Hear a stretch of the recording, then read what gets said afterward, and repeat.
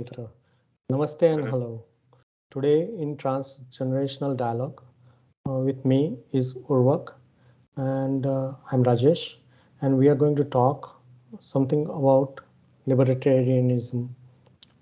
Okay, Urvak, can you little bit introduce me? What is this idea of libertarianism? It's a strange word, and coming from India, maybe I'm not aware of it. Can you a little bit tell me something about it? So libertarianism is essentially a very freedom-oriented political ideology, and essentially we reject any form of aggression.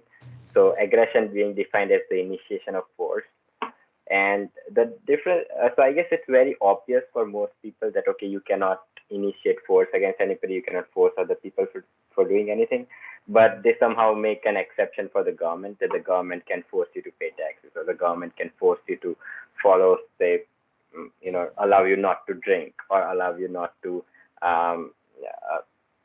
a lot of different laws which are not necessarily, you're not harming anybody, yet you're restricted. So libertarianism extends this philosophy to government also, and says that government also cannot initiate force on anybody. Now, of course, there are people who believe very staunchly on this, and there are anarchists. There are some people who want to reduce the government but don't want to abolish it. Okay, so maybe this idea of libertarianism is when the majority of the force of unrestricted forced aggression, what you are talking about, is executed by the government. So this is the society where the majority of the force or aggression comes from the government, right? Yeah. So in this kind of environment, libertarianism is growing up because you want to have a revolution, or maybe you want to at least resist this aggression or force which comes from the government or law. Yeah. Yeah. Okay.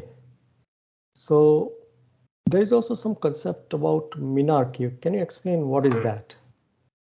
So some people say that force is justified. So, for example, the government can, say, for instance, prevent people from murdering each other. So, because that's not considered initiation of force, but collecting taxes to prevent people from murdering each other is aggression, because you're forcing people to give off their money. So the minarchists say that it's okay to collect taxes as long as you're using it to prevent people from harming each other. Okay. Or some people say that the government should exist, but should have other forms of fundraising, but instead of taxes.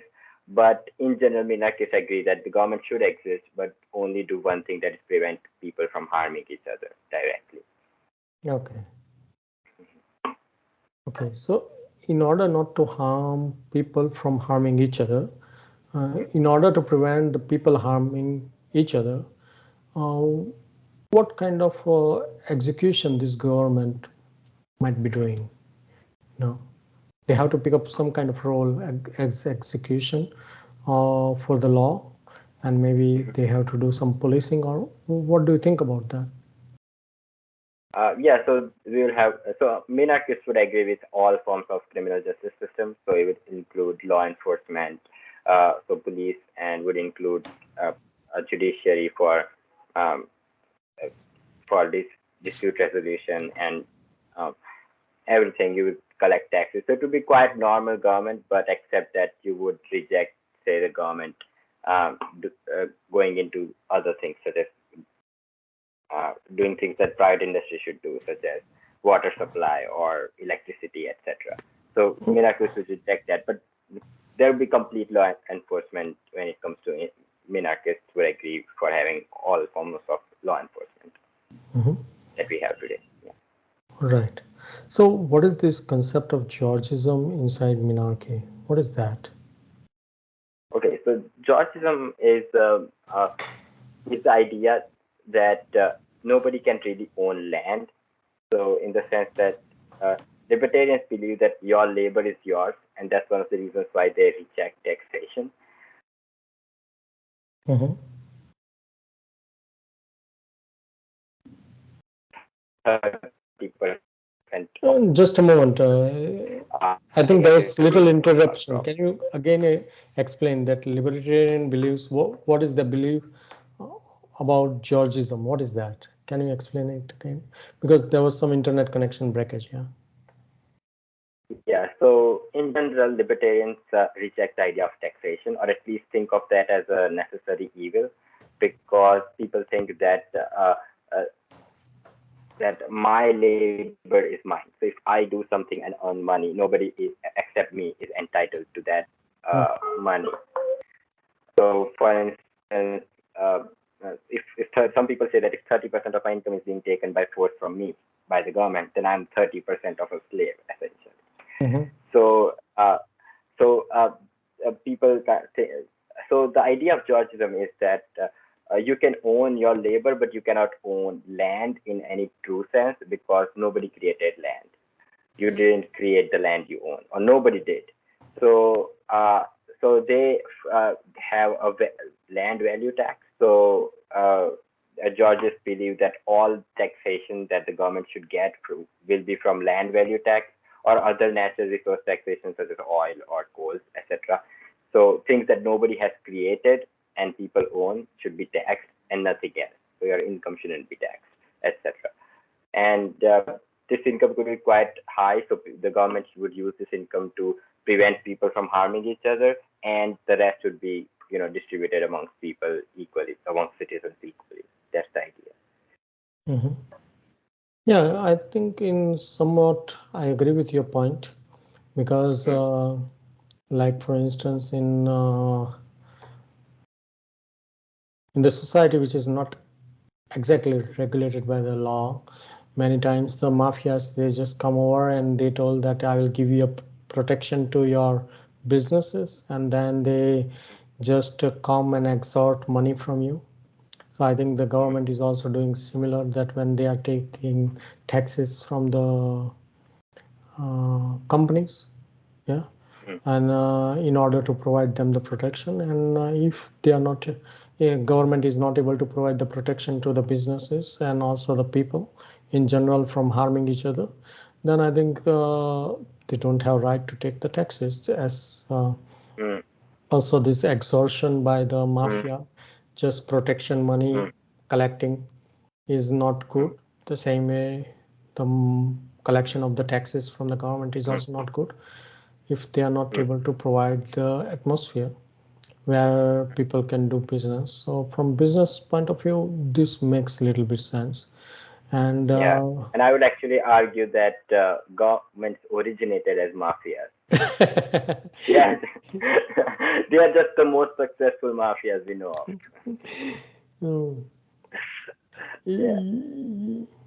yes, we can discuss this, but like if you want to Mm, prevent the people from harming each other, mm, like if you want antisocial elements which are not in favor of peaceful environment where businesses can do their business or a peaceful resident can live peacefully, and if they are trying to extort money is definitely not right, and if government wants to prevent that, then they should be raising the minimal tax. And then you talk about this uh,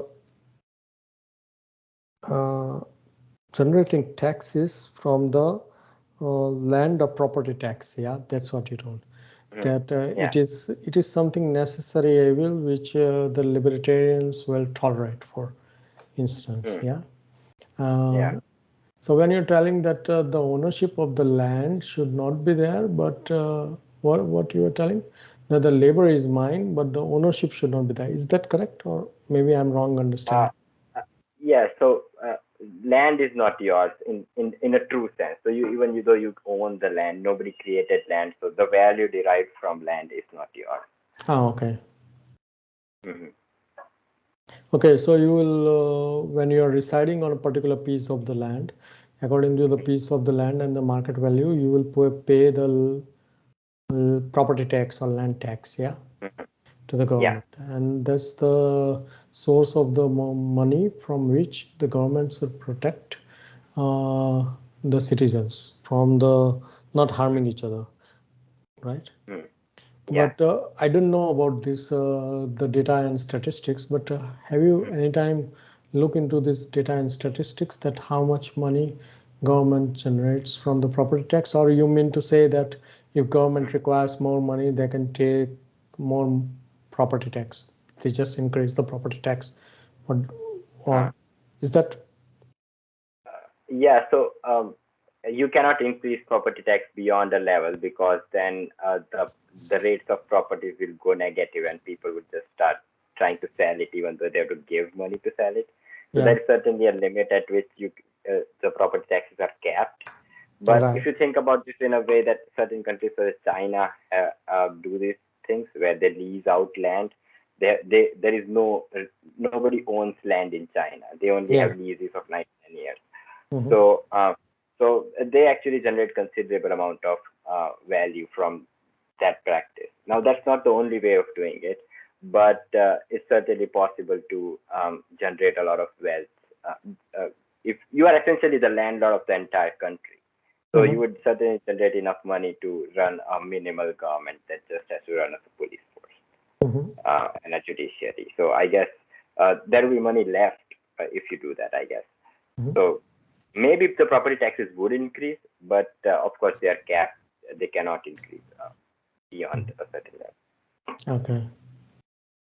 Unlike income taxes could be at any level. You can generate pretty much any amount of money through income taxes, any percentage of GDP from income taxes. But property taxes, you cannot do that. Mm-hmm. But like, for instance, this kind of model which China has, that properties are leased out by the government to the individuals. Yeah. Hmm. So this Yeah. similar kind of model was also employed, for instance, in Soviet Union, and the similar kind of model is also there in Belarus now, or many communist countries and all. Mm-hmm. But there they were not very successful because somehow, because of the social system, or maybe the environment was not very encouraging for people to execute their labor. Like you were telling that you can generate your own labor, but you cannot generate the property or land. Yeah.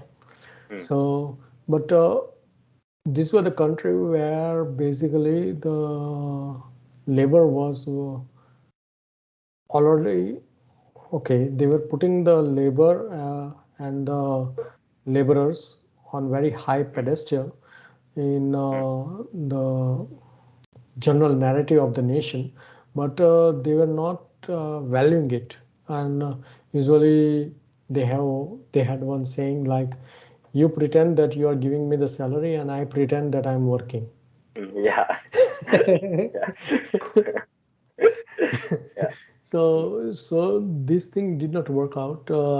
Like for instance, I would just like to contribute something here from Chandragupt's background. So basically, it is the economy Arthasastra of Chanakya.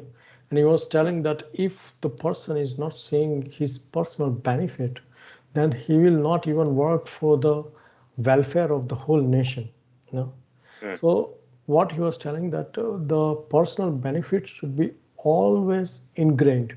And if it is not ingrained, which was the case in this communist country like Soviet Union and all, right?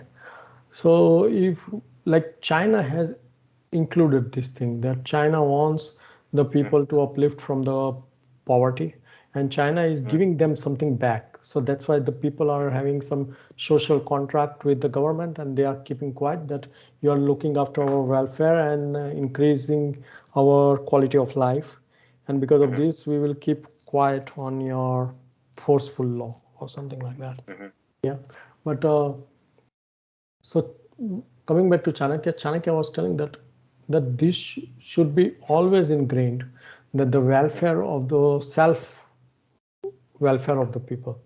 No, because when people will see their own benefit, then they would like to contribute into this. So I think, like you said, that not necessarily we have to adopt the model from the communism, not necessarily we have to adopt the model from China, but there can be some other model which can be cultivated. Yes. Yeah, so but libertarians are like complete capitalists. I guess you'd rarely find somebody who's as capitalist as libertarian. So like we are certainly against communism, but we still have property taxes. So and the amount of massive reductions in the size and the budget of government that libertarians propose, you would be able to maybe even fund the government using only the property taxes we have today. So we might not even have to increase the property taxes. Mm.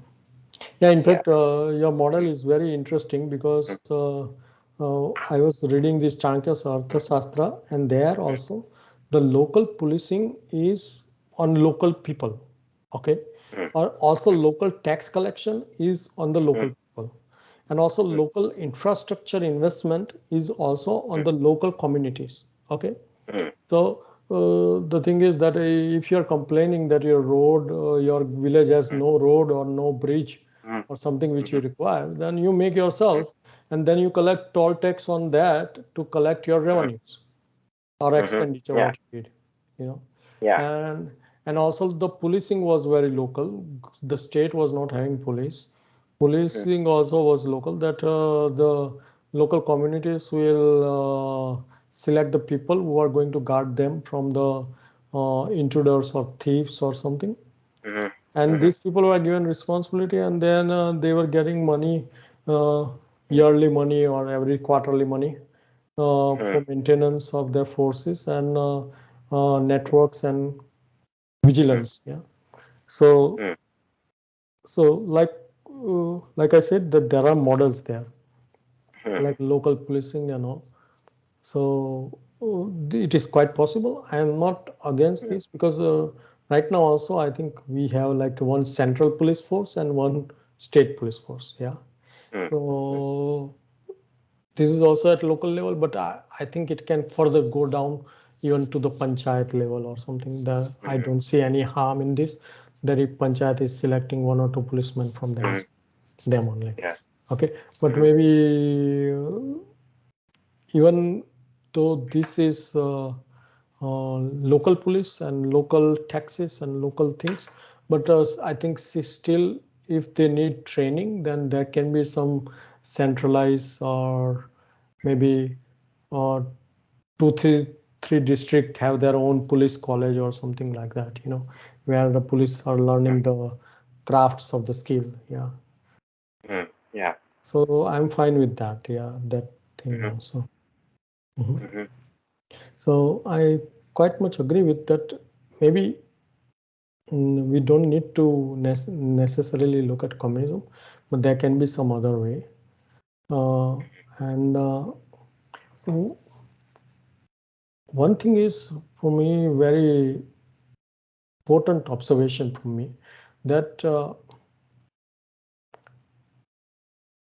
when the businessmen are established, like for instance, Libertarian Party, you are telling, in that mostly businessmen are involved and businesses are very much interested in that. The similar way, like in Germany, there is a FDP party, and it is like a Free Democratic Party, but these people are truly libertarian, and they are very much about business.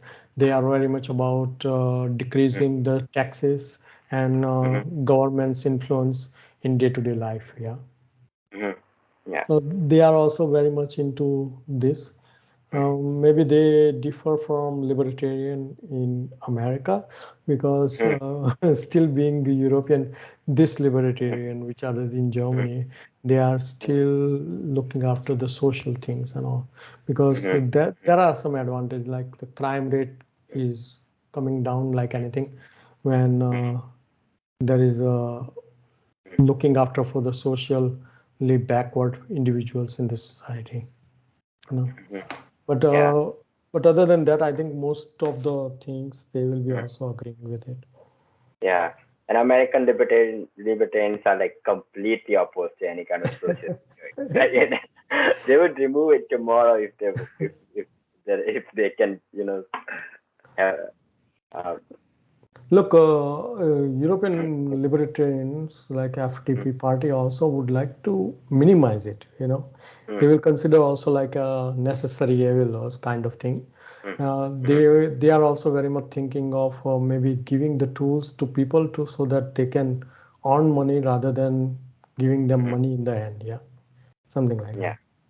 Mhm, So that is quite right. So, what do you think about we already talked about decentralization? So, mhm, decentralization of the utilities and then decentralization of the uh, local civil mm, laws, or for instance, mm. what do libertarian think about this? Yeah. About making things local. Mm-hmm. Yeah. So I guess, yeah, yes, I don't think that libertarians as a whole have any idea of should we make it local or central, but I would certainly support making things local. But the thing is, libertarians think that there should be very few laws and very few government institutions. So at some point, it doesn't even matter because there are so few laws that we want laws to be kind of just in a small booklet, right? Mm-hmm. So it doesn't really. So if you are having levels of government, that in itself is in some sense an indicator that you are having so many laws that you have layers of it, which is kind of very anti-libertarian. So even though I would support local governments, like I support city states. So like for me, that's a uh, I would support that local governance. But in general, there shouldn't be enough laws in the first place that you would need a lot of local governance. So what about the civil laws, Mm, like for instance, marriage mm, and also environmental laws and all? So mm. when you want to minimize all the laws, will there be also minimization on these laws? So environmental laws are kind of complex. I don't know. So some people say that some libertarians say that environmental there should be no environmental laws and it should all be settled civilly.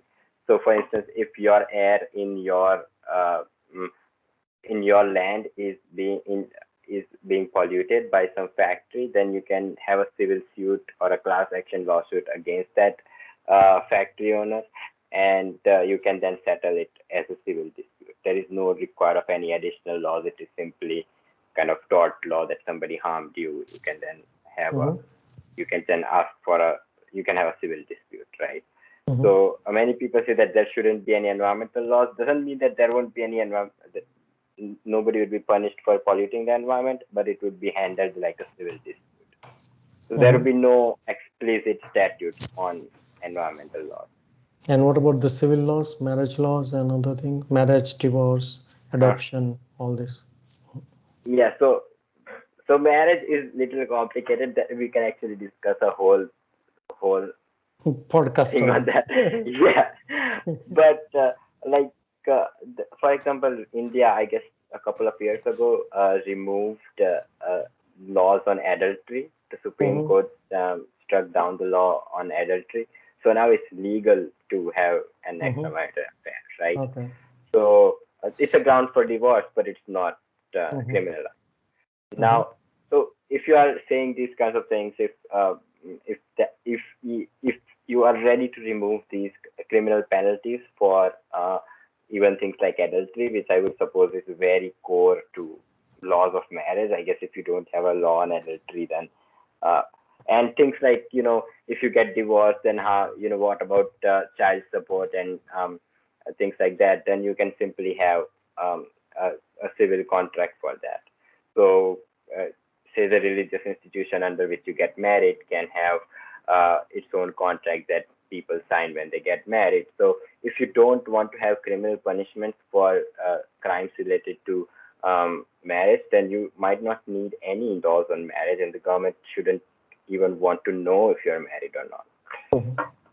So yeah, maybe I think this is a complex and long issue. We will deal with it in the next podcast. Maybe we'll do exclusive podcast on the marriage laws and maybe marriage law and then related things. Yeah. yeah. Okay, what do you think about this national defense and civil justice? You already told that national defense and civil justice should be left to the government. Yeah. Uh, civil justice is civil justice. You can privatize a lot of it, not all of it, but especially when it comes to contracts and any kind of purchase, which Yeah, is yeah, I understand. Yeah. implied contract, right? You can go for arbitration. You can have, in the bill that the person provides when you buy something, that could be an arbitration agency specified in which you would arbitrate. So many libertarians say that any cost that the government incurs in enforcing contracts should be paid by the parties who have sued. So if you sue, then you pay for essentially you pay for the judge's time if you are suing. And then if you want to do it privately, you can always go for arbitration. Now, some civil disputes, yes, the government would have to solve, such as the environmental thing that we talked about. So when there is no contract that specifies arbitration agencies. So yes, government would have to do some civil law, but already the government doesn't do most of civil suits. Arbitration is already the premature way people solve civil disputes. So we can further reduce the thing that government does and pay for it by the people who are suing. So you would not need to spend any tax on civil dispute resolution. Mhm. And what about monopoly on violence by the state? Okay, yeah. So this is something that we discussed earlier. So I don't think that there should be any special privileges given to law enforcement officers. So a police should not have any privileges. So if the police does something that if a civilian would have done, it would be considered illegal, then the police should also find that illegal. And I guess you disagree with that. So you can give the example of a knife and stuff. Yeah, so knife used by surgeon is good, and, and knife used by the thief is Yeah. bad. Okay, I, hmm, okay, maybe I'm not at all against more control on the police, how police is enforcing the law about that. Like for instance, I'm completely for the body cam or CCTVs in the police station and also in the uh, prisons and or maybe detention facilities and all this. So I'm not against that, and I think the human rights should be respected. And in all these such cases, uh, so I believe that the uh, over overarching capacities of the law enforcement police uh, should not cross the boundary of the human rights. Yeah, so I I believe that the uh, like for instance there is a there are rioters on the street and they want to do riot, okay, or police sees somebody with a weapon trying to harm somebody, then police should have the power to execute violence and uh, to restrain this person from harming others. yeah, So but I think that average citizen should also have the right to do so. If they see somebody harming someone else, they should be able to protect them. And I guess you can, even under current laws, yes, you even can. but I think it is not implemented well. But I think I would also like that law is very much strengthened. For instance, like if somebody is having evidence of a CCTV camera that somebody was trying to attack him, and he just responded in self-defense, then definitely that person does not need to visit the prison even for a single day or sit down in the police station for the interrogation. It is not needed. Yeah. So, like you said, that current laws are providing it, but it is not executed well, and only police is thinking only they have the full power over the violence, monopoly of the violence. Yeah. So this is Yeah. something we agree on it, more or Yeah, less. but we kind of disagree on it because I guess I would now say the example that you gave me when we discussed earlier, and that is that say for instance the police would shoot if they see a knife, right? Yeah, yeah. Uh, and I don't think that the police should be able to do that because the only reasonable justification to do that is self-defense. And if there is any other civilian who would have done that, just shooting at the sight of a knife, that would be considered homicide. That won't be considered self-defense. But when police does it, somehow justified, and I don't think that that should Look, be the I'm not well aware of the laws, case. but in my view, that if it does not matter police or a private individual, if they have seen somebody who is attacking them with a weapon, then they have right to respond. Both of them has equal rights, in my view. Okay, I don't know the law right now how it is doing the things, but in my view, both have equal rights to restrain this person from causing harm to anyone. Yeah. Yeah, and also arrest. So there is a citizen's arrest, but it is less powerful as compared to what law enforcement can do. So I think that citizens should be able to arrest anybody that law enforcement would be able to arrest. There should be Mhm. no difference in that. Yeah, but like we said, like I also more or less agree of policing in at the local level or decentralized level. So if it is a decentralized level, then I think the local public also should have right for their own protection. Yeah, yeah, Mm-hmm. that is right. Now we will move to another topic.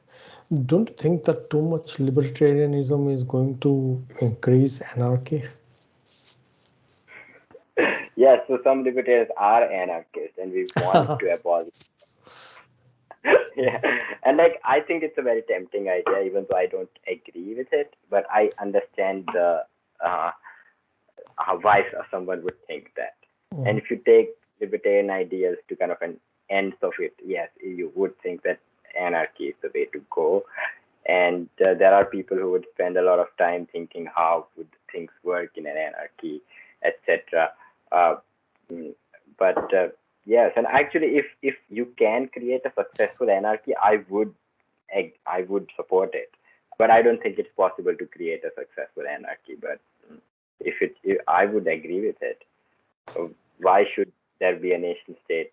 Like, why should there be a state in the first place? That is the question. Okay. Mm-hmm. Yeah, this is quite a revolutionary idea because I'm sitting in Europe and we have this idea of the nation state, which is mainly based on the language or something like that.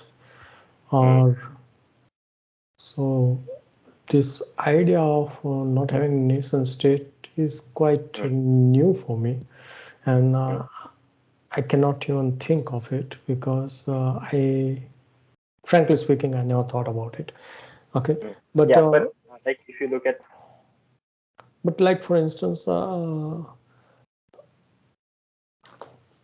idea of the anarchism by libertarian is quite different from the anarchy which already exists in some kind of states, like for instance many of the Middle Eastern states of Asia, they are also having almost kind of anarchy. There are tribal rights and tribal protection mechanisms at local level, and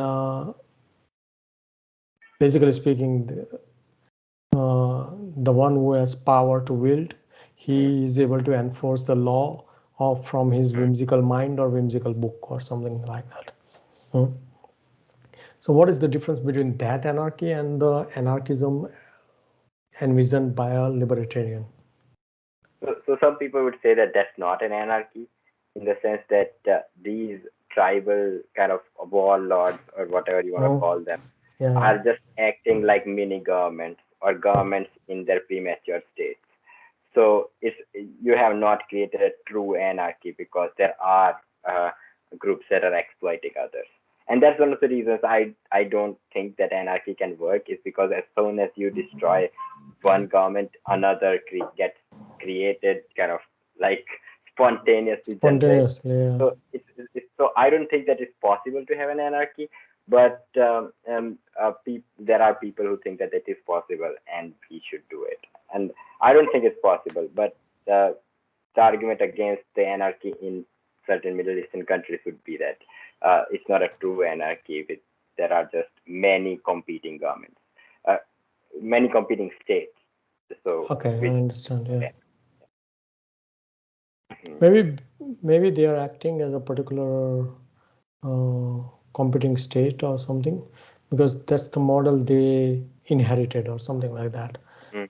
That's the model they Yes. saw it. Yeah. So I saw the story that I don't know if it's true, but apparently this some U.S. soldier in Afghanistan was in some tribal area, and he was working with tribes uh, uh, which didn't even have like a concept of government. Okay, Hmm. and but they were fighting with, they were supporting that we want a government, right? Because they knew Hmm. that government like creates schools and things like that. Hmm. And some tribesmen asked one of the U.S. soldiers that uh, uh, that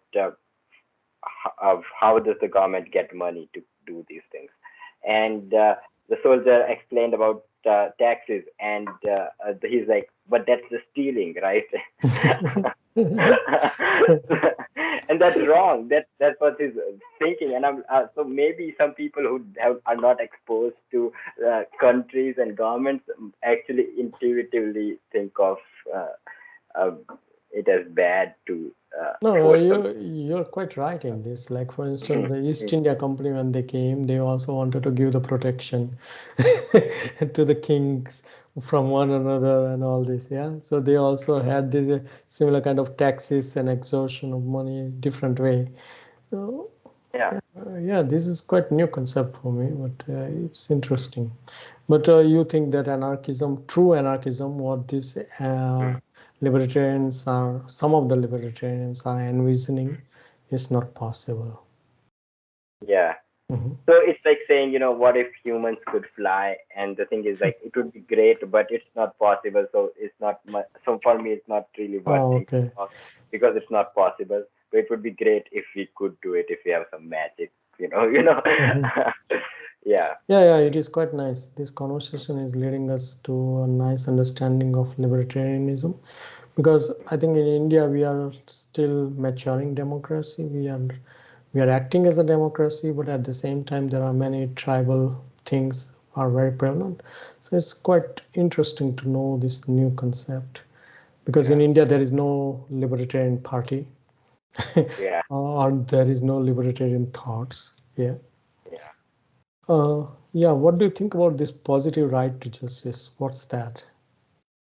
Oh, yeah. So in general, like libertarians think that rights are negative as compared to positive. So we think, for example, we say the right to free speech.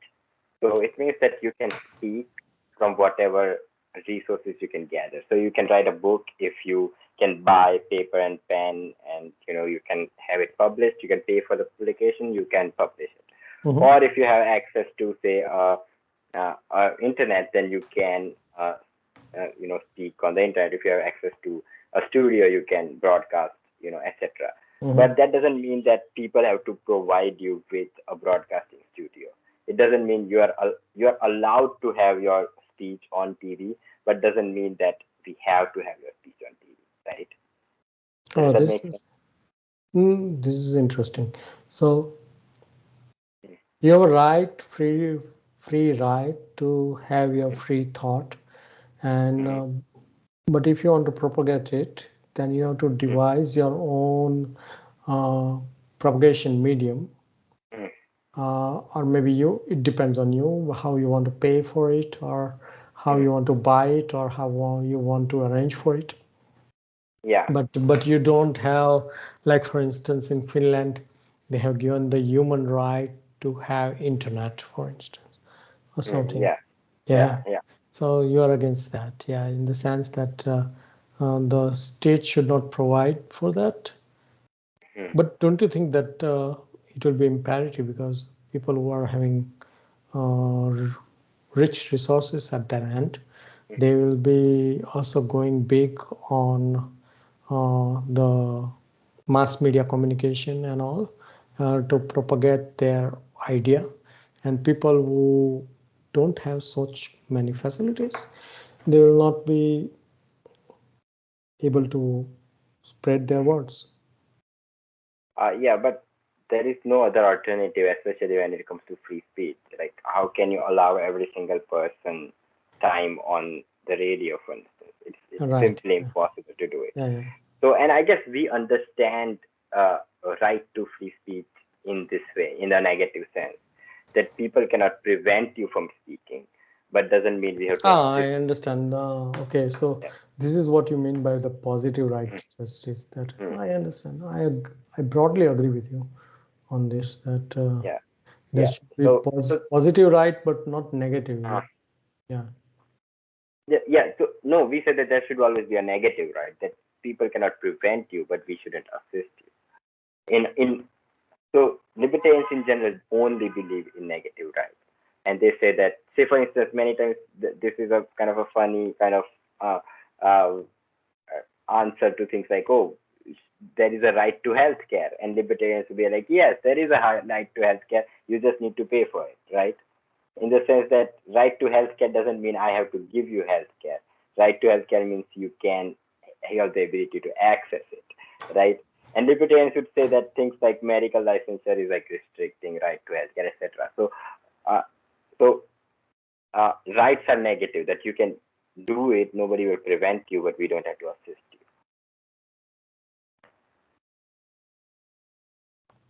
But I think, don't you think that sometimes it crosses the humanitarian values? Yeah. Like, Hmm. for instance, if you don't care about the people, other people, then you're not human. Humanitarian values are given such a name Uh, because hmm. that's what it is. Yeah, Yeah, that's what we think that ideal humans should act. And when we just act like such a way, then many people will be left behind in the society. yeah, but so that's an interesting thought, but uh, it's like I say for instance I see a person who is sick, I might pay for his healthcare, Mhm. but I would not point a gun at the doctor and say treat him. Ah, Okay, okay, I that understand. that's a moral kind of that's a moral kind of line that many people draw. And the thing is, when the government points guns at people to extract money for healthcare, it's somehow okay. But when an individual, if it does, it's a crime, right? So we reject this idea that uh, uh, there is a difference between if I cannot, point a gun at, I cannot rob a bank and pay for somebody's healthcare. That's still illegal. But if the government does the same, essentially, it's it's considered, humanitarian values. So we don't agree with that, and I guess it does go much deeper than that. Especially, we have this. Okay, so we'll go with, let's say, uh, we'll go with. So we won't discuss this in detail because that would be very long discussion. Okay. But in our culture, there is just a general perception, the general uh, moral theory that we work on is what I would call utilitarian um, consequentialism, right? So what we essentially do is say what decisions that we take would lead to maximum happiness or minimum suffering in the society, and that's Mhm. what we do. So it's utilitarian consequentialism, right? So we see what is resulting into minimum suffering and maximum happiness. But that is not the only moral philosophy that exists. For example, I'm a Kantian, and Kantians don't really believe that we should increase happiness in the society. Like many a times, the moral thing to do would increase suffering in society, and that would still be moral. But that's a different, like, kind of much deeper discussion. But maybe we'll have a separate podcast on this. It's yeah. interesting subject and also long way to discuss. So, what do you see about the future of democracy? What do you think about democracy So in yeah, so existing form? Yeah. mhm. Mhm. So democracy, like I think is democracy different? Is it does it make a difference if a democracy has special privileges as compared to some other form of government? And Yes, I think yes, because it's different. this is the major point on which America and the Western state has gone for many wars because they wanted Mm, to establish their kind of democracy, their kind of values on the people. Yeah. Mhm. yeah, so I think yes, like that it is much better that we have a democratic state than a non-democratic one. Yeah, like even if it's so, if there is somebody to extort you, you would much prefer that to be the a majority of people than a minority of people. Mhm. So that does make sense that a democracy is better, but still not perfect. Like just if a majority, like if there are say five people in the room and four of them decide to rob you, that's a democratic system. Democratic That's robbery. but still immoral, right? So Yeah.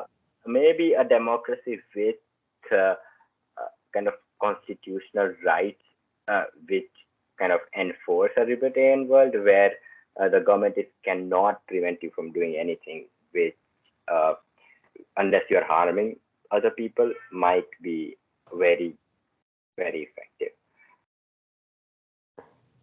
In the sense, can you elaborate a little bit on this? So we can just increase the right to freedom to include anything that does not actively harm other people. Ah, So okay. right to freedom would extend to a much broader spectrum of things. And I guess that is happening in some sense already with like judicial judgments usually increasing the rights of freedom and increasing the rights of people. But we might want to vote for things for parties or people who would uh, would do it statutorily.